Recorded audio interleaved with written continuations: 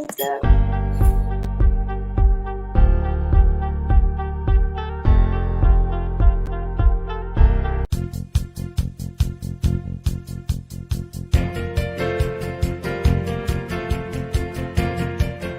So give yourselves a woo. Woo! Oh, y'all are good. But you gotta get the hands going too. So, okay, will you do it again? Okay, 1, 2, 3. Woo!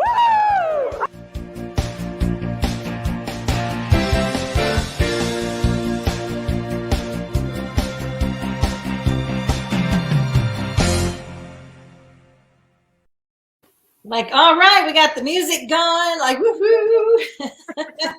Good morning. Good morning. How are you doing?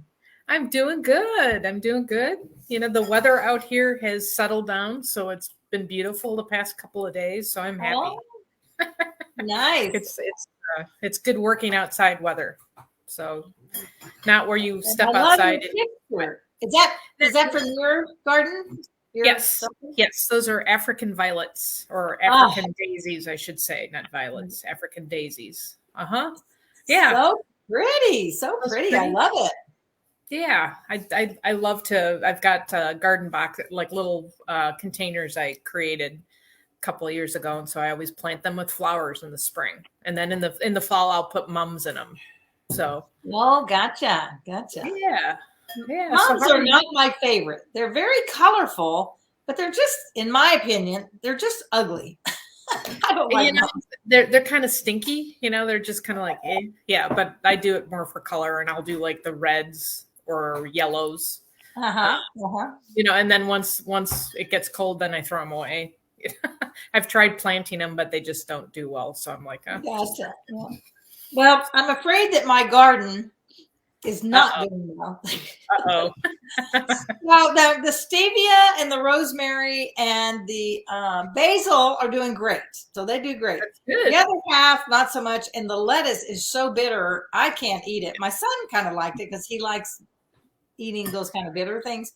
So now I've decided, I think I'm just going to put wildflowers in there. There you go. That'd actually probably be really pretty. And I think it will. So it's like, okay. And they should grow fine. And yes. We don't eat them, so it doesn't matter if they're bitter. well, lettuce gets bitter when it gets hot. So, and there are a few lettuces out there that are supposed to be warm weather lettuce. And I tried to grow some and they didn't sprout. So I don't know. I don't know what the deal was with that. But if I ever get them to sprout, I will recommend them. Let me know. Maybe I'll try, because I was really enthralled with being able to cut my own lettuce and make a little salad, and it was looking really great. So we cut some. My son Justin was here for the weekend, which was so wonderful. And so when I go silent, you know, I'd make no comments on Facebook, whatever. It's like, you know, when I have family here, I'm on dark. You know, we call it going dark here in Vegas. And it's like, okay, I'm not on, and so. Anyway, so he went out and he cut the lettuce and we washed it good already. And he took the first bite and said, these are a little bitter. It's okay for me, but I don't think grandmother's going to like them. And she didn't. And neither did I. So I was like, oh, well. So I still have to do a little extra. I know y'all are really interested in all this, right, my friends? But the stevia is going great. And it's very sweet, you know, just when I, you know, like chew it, put it in my mouth. But I haven't had luck finding a way to preserve it or get it so that it sweetens my tea. You know, well, you can put it in the oven at 200 degrees for several hours until it's, you know, dried. I was gonna say, unless you had a dehydrator. I don't know if you have a dehydrator, but my picnic table that's 105. That's a dehydrator. Maybe put out. I'm trying to think. I usually would say put it on some foil, but I don't like the aluminum fact. But, you know, maybe you can put it on some untreated parchment paper of some sort. Just lay it out and just let it dry. And then you can save that in a jar. You know, make sure there's a cap on the jar. And then what do you do with it? What do you do with these little flakes? You just crumble it in your tea. You know, if you're going, I don't know if you do you do tea. Do you actually take the tea leaves and do it that way, or do you just have a packet? Some of both. Some days I do the loose tea kind of thing. So maybe I could put in there Well, because I don't really like drinking the little leaves while No, I'm saying like put it with your loose tea and then strain it after a while. like Yeah. that. You Oh, can okay. do it that way. Or you could try and grind it up real fine and then add it as if it were sugar. I don't know how that one would Yeah. Well, I'll try it. I'll try the drying it and putting it in with my it's kind of loose. an experiment. Yeah. I had a stevia plant briefly, and I was trying to figure out how I could keep it as sugar, but it's hard to process. You know, we don't Well, have that's those. the thing. Like I've got Yeah. these wonderful stevia drops. You know, they've liquefied them and they're perfect. It's like, okay, how do you turn the leaf into these drops without it being too hard for me to do? Yes. So good morning, Facebook user, and Kathy Weaver actually suggests parchment paper also. Oh, all right. Oh, parchment paper. All right. Good morning. Good Facebook user. Who are you? We cannot see your name. So if you could tell us your name, or click that little thing that was on the announcement that where you give us permission, or give StreamYard permission to use your name is how that works. So, but good morning to you, and good morning to Miss Kathy. And this is Jean. Okay, Jean. Who? I know a couple of Jeans. Be more specific. And where do you live? Okay. Oh, Jean Krista. That's who. I can see it on my other message on my phone. Well, I'm just really glad y'all are here this morning. So I was looking through some things last night, but before we get into our subject, just doing a little housekeeping kind of thing. So I was really pleased. Our viewers are kind of going up. You know, we had a little slack there going on for a while. So as I was doing the July stats so that we could do the wheel this morning, and yes, we are going to give away our prizes this morning. I'm only what, a week and a half late or 2 weeks late, but we're still going to do it. But our best show was when Dr. Heather was on with us, and the word aloha. I remember that, and that really was a great show. I just had never known that aloha really meant so much. So it was really eye-opening for me, and she just did such a great job. So I'm going to do a little shout out to her, Dr. Heather. Yes. She's a neat lady. Yes. Yes, she was really cool. Anyway, so our numbers are kind of going back up again. Maybe people are, tuning back in. Summer's coming to an end, whatever that. I was going to say, I know it ebb and flows on Doc and Queenie because of the summertime. Yeah. And I think that's probably a big piece of it. So and just like me, this is, and Chelsea. Hi, Chelsea. I'll click it again. I don't know why. I don't know either, honey, but I'm so glad you're here. Thanks for being here. But yeah, I think that's it. It's like me, when my family's here, or if I'm out of town at my mother's or something, pretty much I'm dark except for the things that are crucial that I need to do. And I think everybody's like that. You want to really, and we've talked about that on the show about let's be present. So if my son's only here for 2 days, I want to be present every minute of that. And so I think that's part of, especially as moms, we want to do that. We don't always have that much time.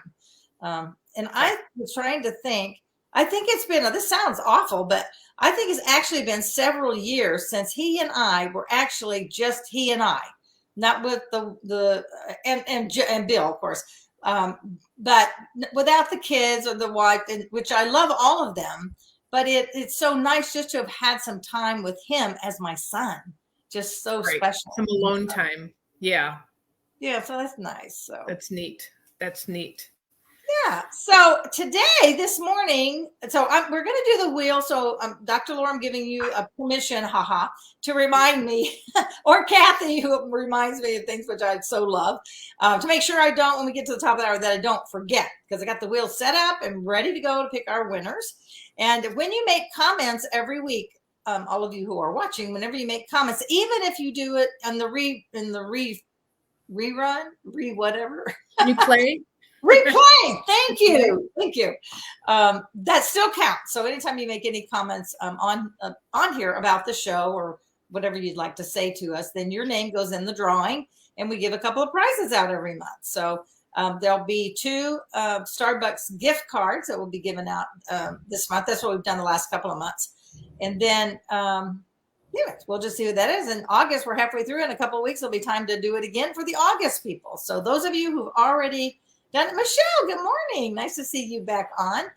Anyway, so, and your name's on the wheel when I was typing the names in last night. So you have a chance to win, as does Kathy and several of the others. So this morning, our word is guilt. And I think the reason that I chose this word is because I see it so much where women constantly are beating up on themselves. And a big part of that beat up is guilt, feeling guilty that, so many things. And I think most of it is unwarranted, truthfully. I mean, there's the guilt that when we do something wrong and if we've offended somebody else, we should feel bad if we've actually done something to hurt someone, but then just go and ask for forgiveness. Or, the Bible, when it talks about, sin, just, confess your sins and he is able and just and will forgive our sins. So he forgives it. So move on. Don't just dwell in that. What do you think about that? Yes. That when you had told us that it was going to be guilt today, there is one phrase I have always used and I try to hold to it. And I kind of attach guilt to this. It's I never shoulda, woulda, or coulda on myself. Nor do I try to do that on others either, because that kind of ties into the guilt piece. Oh, I did something. Oh, I should have. But I agree with you as far as the guilt part. Women especially are really good at laying on the guilt, and Mama can lay some guilt on the kids. Mama can lay guilt on herself. I look at it a little differently because, wherever we are at, okay, if we do something to offend somebody and don't realize it, hopefully we're not intentional with hurting others, but right. There's a minute or two of, oh my gosh, I'm sorry I hurt you or whatever. I don't see that as going to the guilt part. I see when it turns into guilt, if you're obsessing on it. And you're taking those feelings of I feel bad and it goes over a line, that kind of thing. Absolutely. I think you're right. I hear moms in particular. So women in general, yes, moms even more so. Like, oh my gosh, what did I do wrong? And that's like, my kids, and very often I see it with grown children or going through or teenage, going through that teenage and 20s and stuff, and we're feeling guilty about the decisions that our kids are making, because obviously we must have done something wrong, right? But no, that's just not true. And it's we need to get past that, because what I think guilt is it is negative. It is like cancer. Well, I just think it eats away at you when you feel guilty about things all the time. Like I said, if it's some real guilt that you did, then confess it or do whatever, get forgiveness, forgive yourself and move on, because that is holding you back when you are always in that guilty place, right? Right. And the enemy uses that, and I think it's another way the enemy attacks our mind, and that's a mind thing, the guilt piece. Guilt, abandonment, self-esteem, all of those things that are not how we are created. He can take that guilt and just make you feel horrible. I mean, he takes that opportunity if we let him. If we keep, being obsessive about it, or I also look back at I've had a few events where I've made choices. And it's a choice it's also a choice not to become guilty, because it is, when you think about it, but at whatever the situation was, whatever the decision was, that you did the best you could at that time. We are always growing and changing and turning into different people as we move along in our journey. So how can we, beat ourselves up or hold on to that guilt from whatever happened 20 years ago? And then I go to, what purpose does it serve other than to hold you back, to prevent you to grow? And if you're a mess, it's making you a mess and you're the only one that's hurting. It's that kind of thing. Mm-hmm. It really does. It pulls you down. It zaps your energy. It keeps you from moving forward, all those things you just said. And it keeps you from accomplishing your dreams, because as long as you're feeling guilty and beating up on yourself about stuff, you're never going to move forward to actually step into your dreams, step into those things that God has already designed for you, this beautiful life of abundance. We've talked about abundance before. Jesus said, I've come that you might have life and have it in abundance. And that's, yes, it can be financial, but more than anything, I think it's, the peace and the joy and happiness and relationships, all that abundance of our family and things. Right. But when you're hanging on to guilt, you're not experiencing that. So, an abundance is an over amount. It's not just what you need, it's the overflow. So getting rid of guilt sets you up to begin to have that abundance. And so it's really important to move on past that things. And there may be people in your life in the past or even now that say things to you. They are manipulating and controlling you by guilt. You alluded to that, Laura, with moms. And I have to say, I love my mother dearly, but man, she is a master of guilt. she knows how to lay it on, bless her heart. And now as I've gotten older, I realize what she's doing. And it was one of those, those aha moments for me somewhere, I don't know when, maybe in my 20s or 30s, when I realized what was really happening there. And I decided that I was never going to try to control my kids by guilt. I mean, it has been a conscious effort not to place guilt. I want them to do it because it's the right thing, because they want to, whatever. But I've chosen not to try to control or manipulate people by guilt.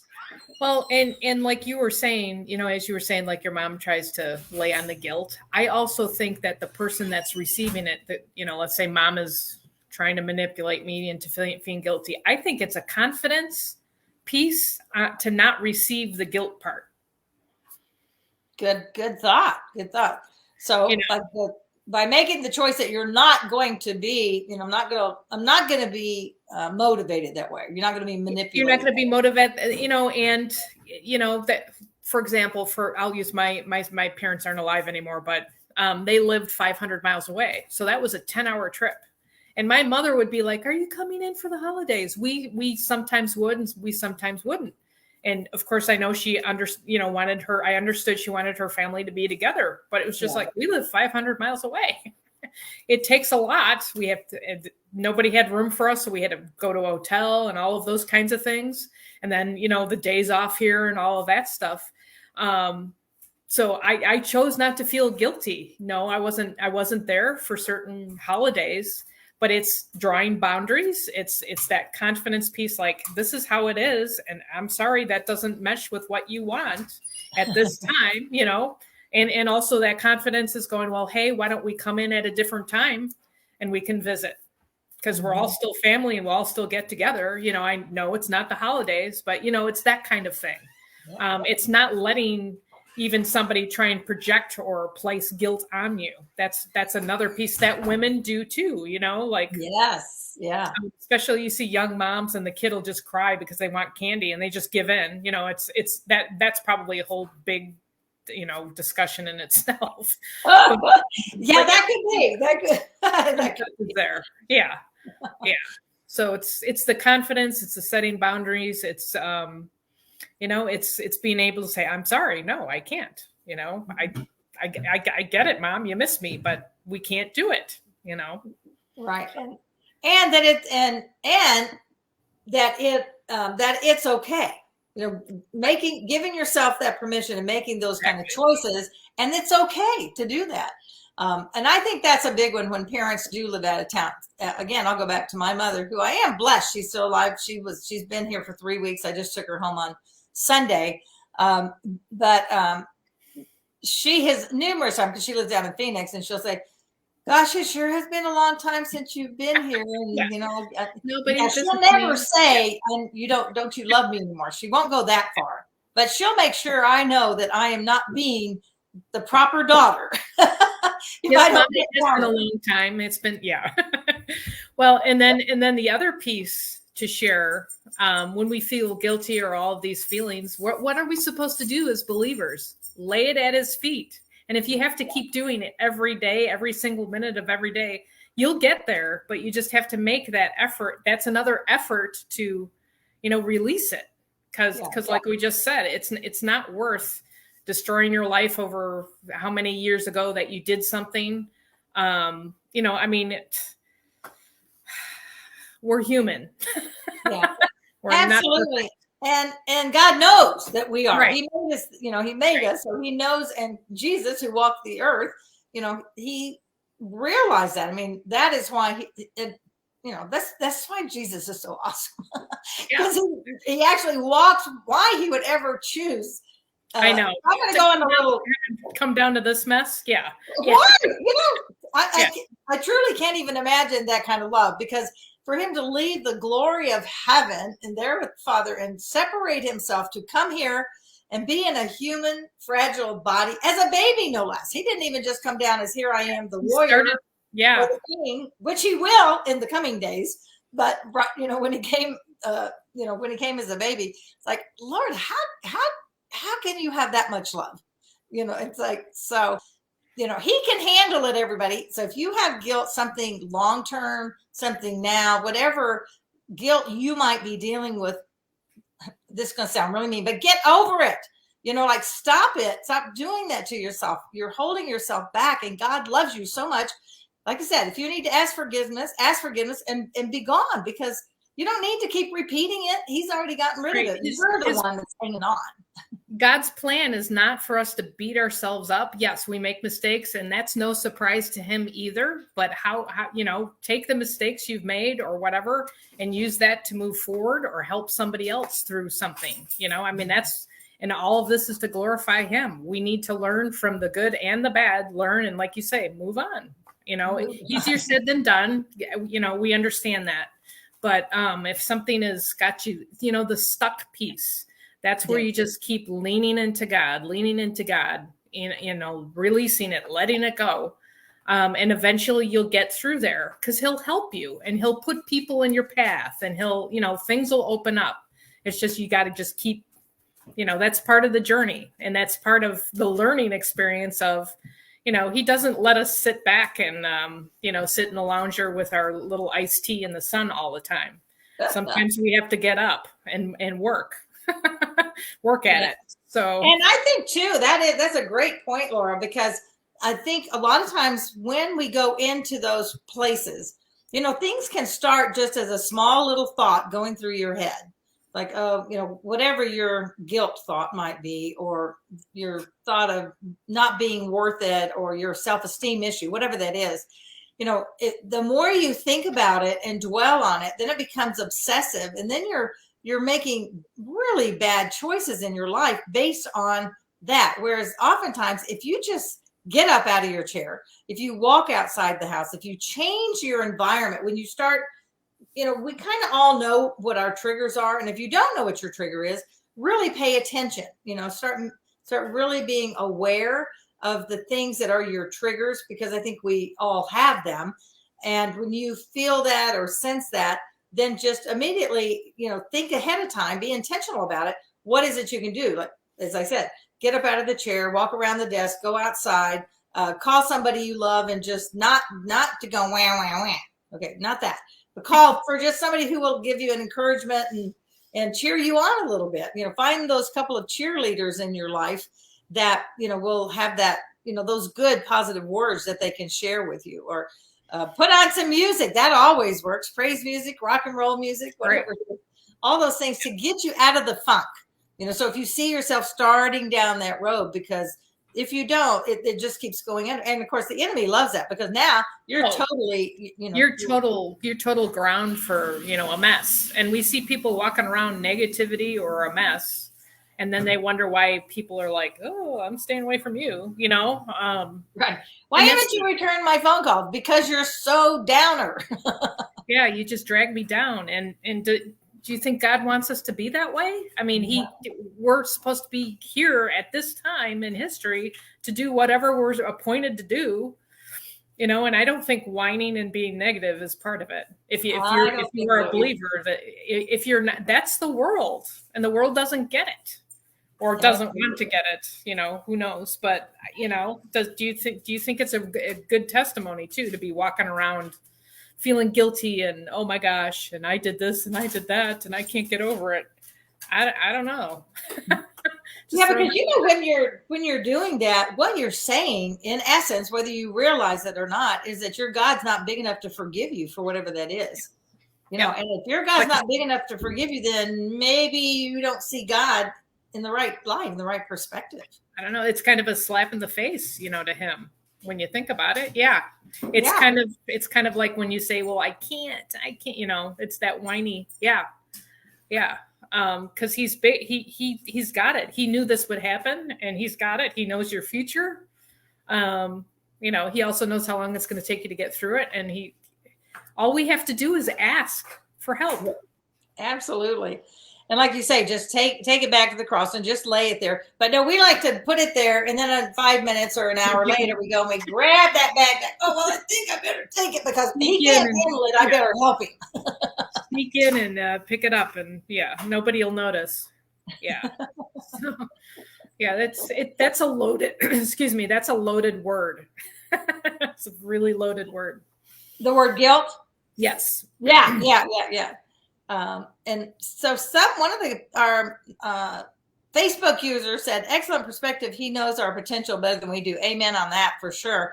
Again, so I'm thinking that might still be Chelsea, that your name's not showing on here for some reason, but if that's you or if it's somebody else, you can tell us who you are. That would be great.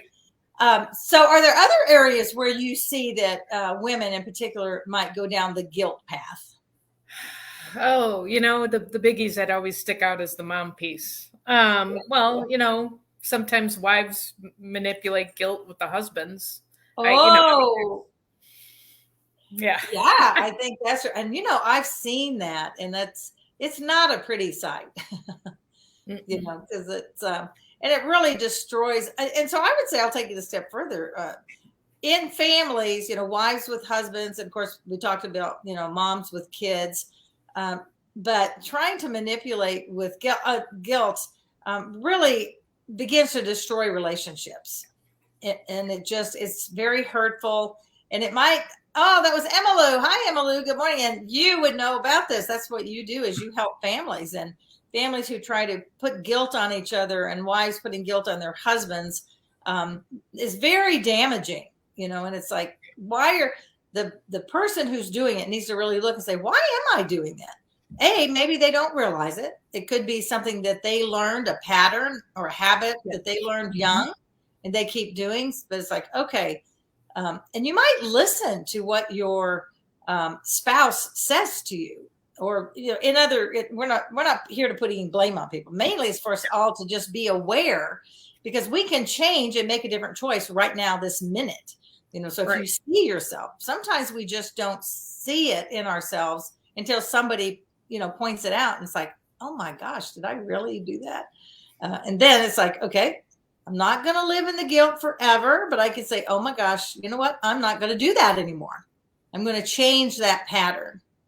Yes, so you have to make the decision, make the choice, and then be consistent with, like you said, you know, if it starts bubbling up, taking care of it on the spot, give it to God, and just keep consistently doing that.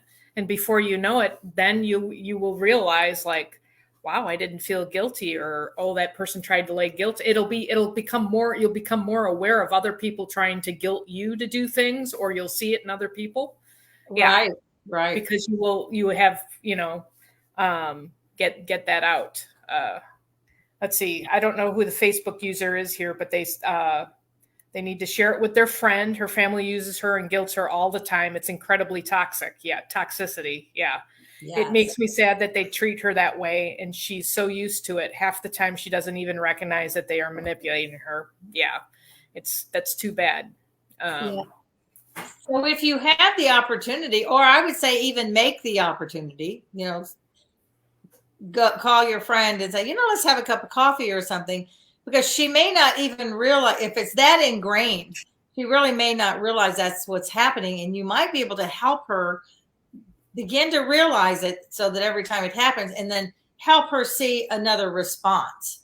How when they start that we are, and I think everybody here are grown women, and we do have a choice about our lives, what we're going to allow other people to do to us or for us. But the bottom line is kind of what you said in the very, very beginning, is that we have a choice about that. We can choose to walk down that road that they're opening, the guilt road, or we can choose not to. We can take a different path.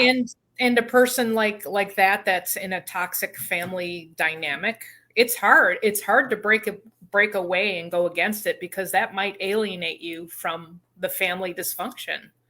I mean, that's hard. But it's, my thought is it's healthy. It's healthier if you're not caught in that. Right.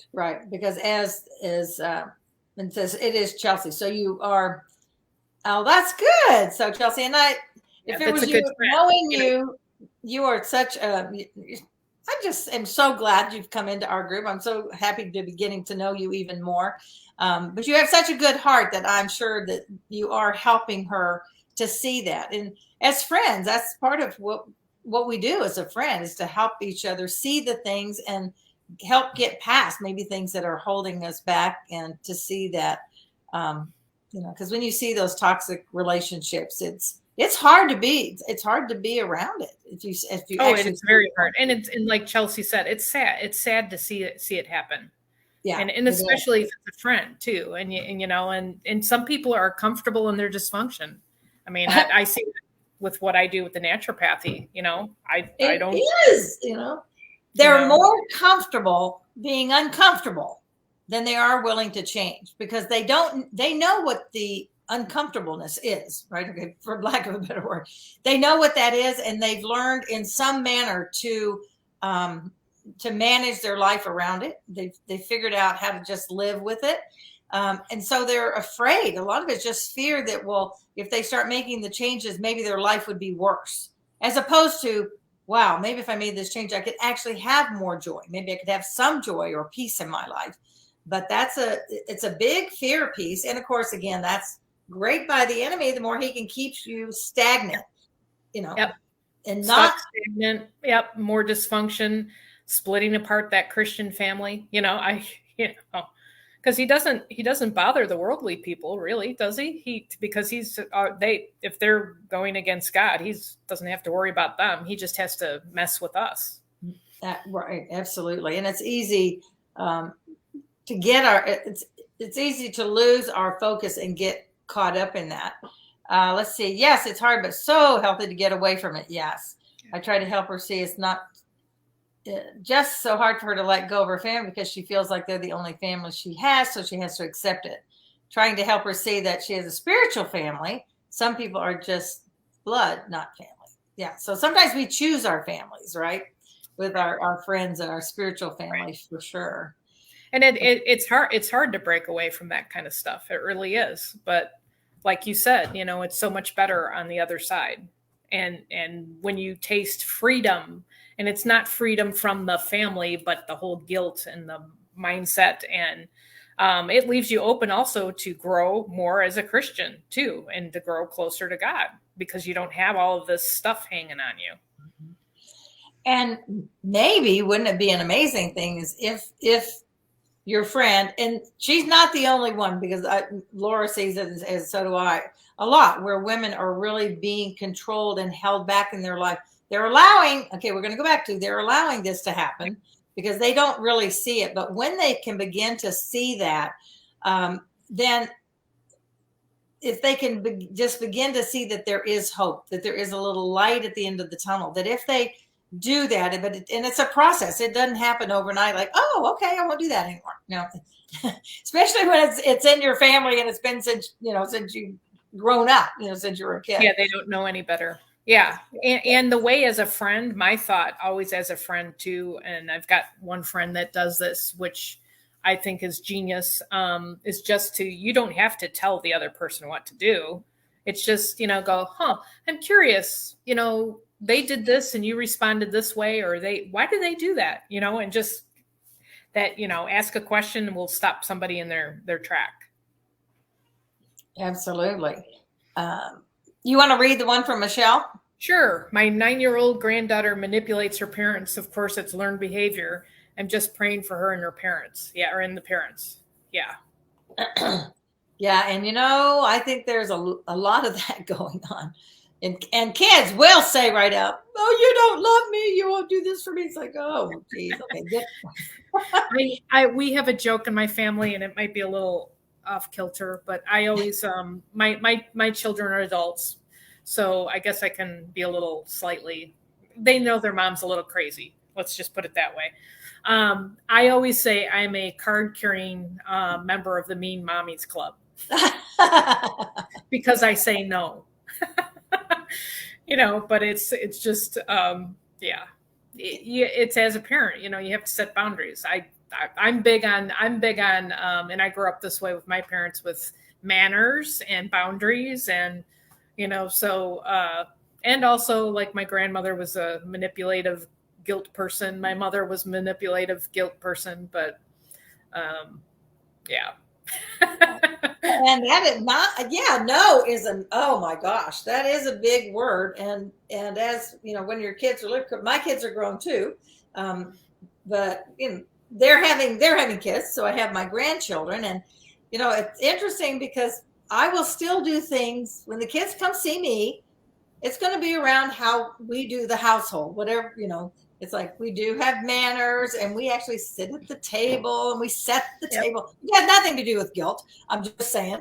But no, the word no is used, and I felt like that too. I should have called myself that. Yeah, I was in the Mean Mommy Club. You never let me do anything.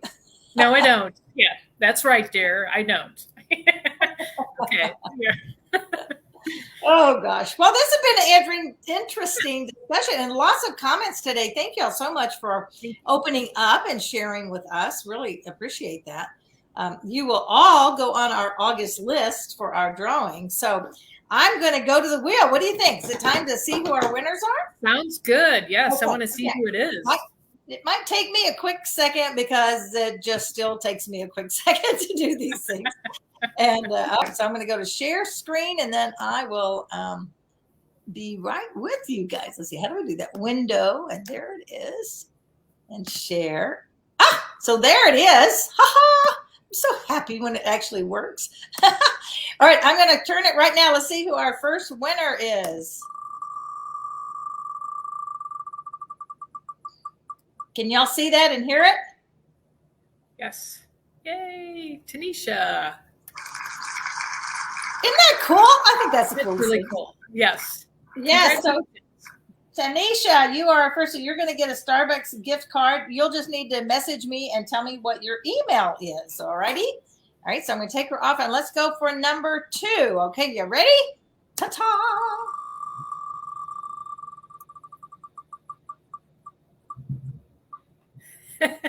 Oh, look at that. Yay. Betty. Is it a Starbucks card? Yeah, Starbucks card. Kathy's probably going to be floating in coffee. Because I know and the joke is, if it's Kathy or Karen, they have to take me out for coffee. So it looks like we're going out for coffee again. Thank you. Oh, I see. Well, that's nice. So congratulations to Tanisha and to Kathy. I will be sending your cards through virtual coffees from Starbucks. And again, Tanisha, you need to send me your email because I don't think I have. I'm pretty sure I do not have yours, but of course I do have Kathy's. I see that Mary Helen, hi there, good morning, said, I think some parents don't say no to avoid conflict with their children. Very true. They let their children get what they want, which is not good parenting. Yeah. And then we raise these kids who are, not well behaved and they have issues the rest of their life. I mean, that the truth is, if they don't learn, again, the boundaries and, what's right and what's wrong. And we as parents, that's what we're supposed to do. But I'm going to also say, if your children are older and you're looking back and you're saying, oh, I wish I had have done this more, or I should have done this so much. Okay. Forgive yourself right now. Say, I did the best I could at that moment of time. And that to me is crucial. And Laura, you said it earlier too, because I've really come to believe that more and more, that, if we knew now, if we knew then what we know now, we would do it totally different. I mean, there are some things that you would change in your parenting and everything, that we would use the lessons that we've learned.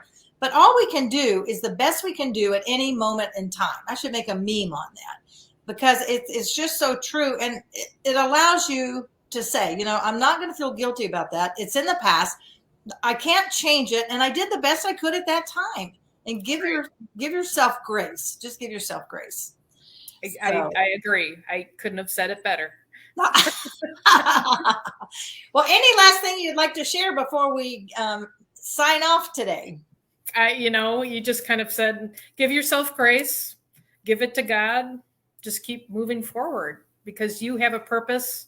God's got a plan for you right now, right here, right now. Why get tripped up on past or guilt or any of that stuff? Absolutely. Absolutely.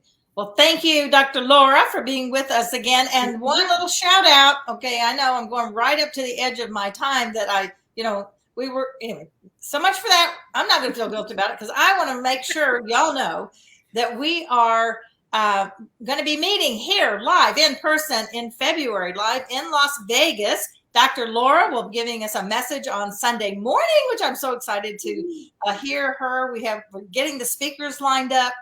You do want to be here. It is okay. It kind of goes, as a matter of fact, it kind of goes a little offshoot of the guilt thing. Sometimes as women, we feel guilty and we don't allow God to shine through us. We're so carrying the guilt around that we can't shine. And that's what he created us in Philippians. It says, shine like stars in the universe, like shine like a star. But if you are always pulling down on yourself or allowing other people, then you can't shine. So that's what this conference is about. Shine your divine, shine, let God's light, his divineness, his godness shine through you. So that's what this is about. And I hope you will join us in Las Vegas. More details will be coming out soon, but it's in Las Vegas, February 3rd, 4th, and 5th, noon on Friday to noon on Sunday. So make a note in your calendar, because we want you to come be with us. Right, Dr. Laura? Yes, we'd love to see you. It'd be great to see everybody in person. Yeah, absolutely. All right, everybody. Remember that life is not a matter of chance. It is a matter of choice. Choose, choose, choose. Go out and make it a great week, because it is your choice. Love you guys. Thanks for being here. Bye. Thank you. All right. Thank